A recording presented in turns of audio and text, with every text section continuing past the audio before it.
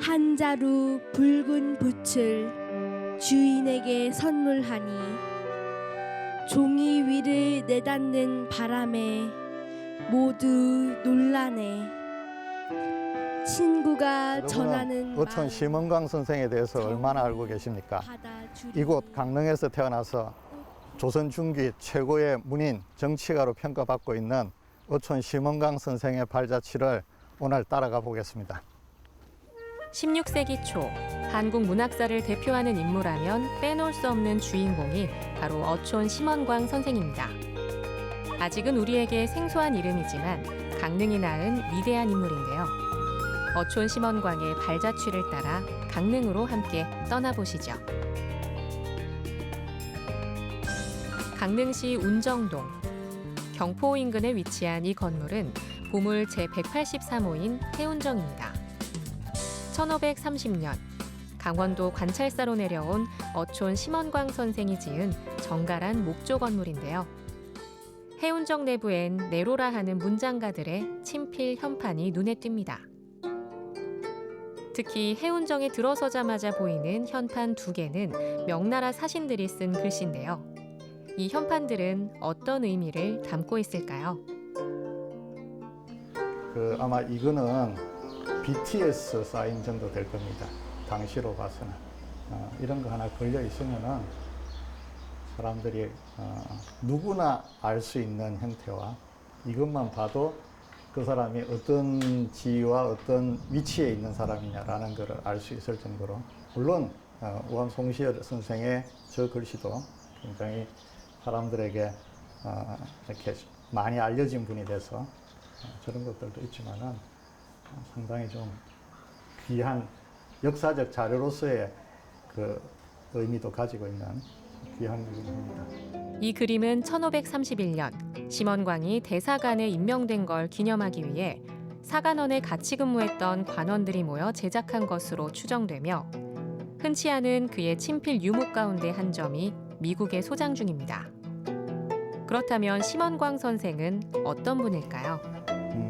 심원광 선생은 강릉에서 출생을 하시고 벼슬에 오르셔서 공조판서, 이조판서, 지금으로 치면은 장관급에 해당하는 벼슬까지 하셨던 분이시고, 앞서 말씀드린 것처럼 문학이나 또 정치, 외교 부분에 있어서 굉장히 두각을 나타내셨던 분입니다.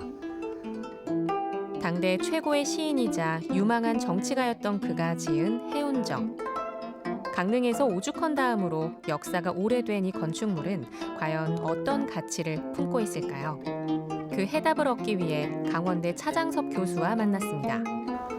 해운정이 가지고 있는 건축사적인 의미는 뭐라고 말씀할 수 있겠습니까? 그 건축적으로 보면 우리나라 한국 건축사에서 그 산림집 즉 민간 건축에서 조선 전기를 대표하는 건물이 해운정이다 이렇게 볼 수가 있습니다. 네. 보통 일반적으로 그 기둥 위에 입공 양식이라고 해서 포를 네. 이렇게 내는 경우가 있는데 이제 그 민간 주택에서는 그런 것을 사용하는 예가 드뭅니다. 근데 이제 조선 전기에는 그런 것들을 사용했던 것 같아요. 네. 그래서 지금 여러분 보시면 이 기둥 위에 그 입공이라고 해서 이렇게 뾰족하게 네. 튀어나오는 그 볼 수가 있죠. 그 새 날개처럼. 네.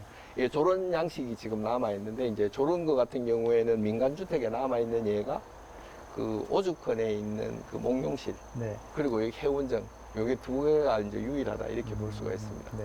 그래서 아마 저런 것들이 조선전기를 대표하는 건축의 그 특징이 아닌가 이렇게 생각이 됩니다. 이번엔 어촌 심원광 선생의 유품이 전시돼 있는 강릉 시립박물관으로 발걸음을 옮겨보는데요. 이곳에선 어촌집과 관폭도 외에도 눈길을 끄는 주인공이 있습니다.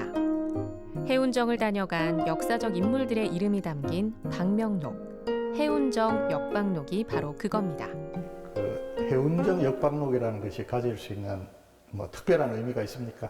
저게 이제 그 해운정이 건립된 1530년 직후부터 네. 1989년까지 약 한 450년 정도 되지 않습니까? 네. 1408명의 이름이 수록이 돼 있는데 거기에 이제 대표적인 인물들을 보게 되면 추사 네. 김정희 선생, 그다음에 조선시대 최고의 하원이었던 김홍도가 정조의 명을 받아서 관동 팔경과 금강산을 이제 그리러 강원도로 올 때에 해운정을 이제 방문하게 됩니다. 사실 지금 어촌 심원강 선생 같은 경우는 전국적으로 널리 알려져 있는 인물은 아니라고 봅니다.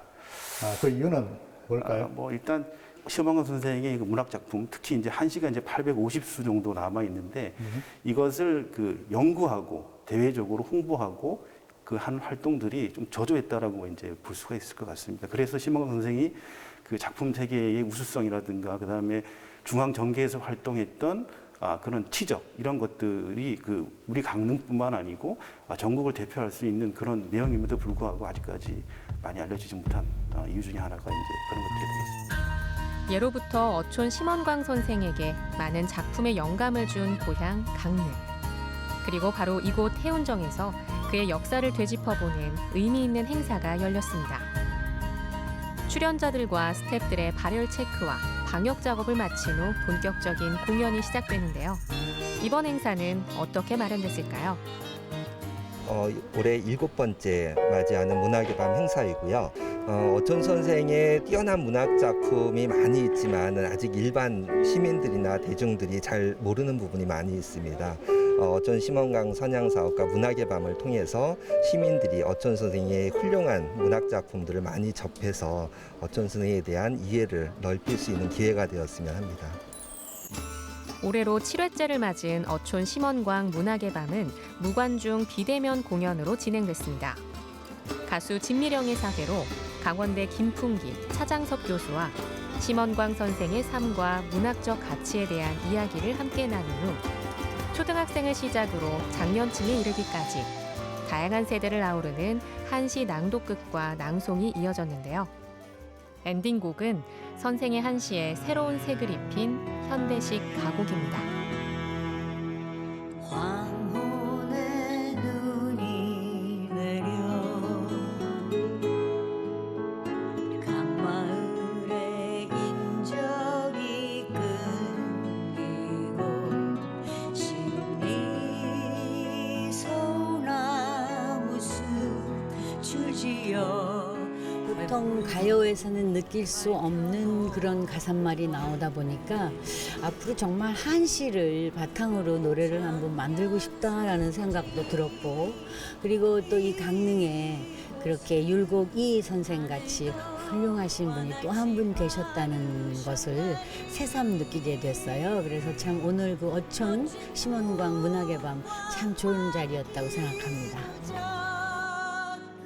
아직도 2층 역사 속에서 제대로 조명받지 못하고 있는 어촌 심원광의 업적과 문학 세계.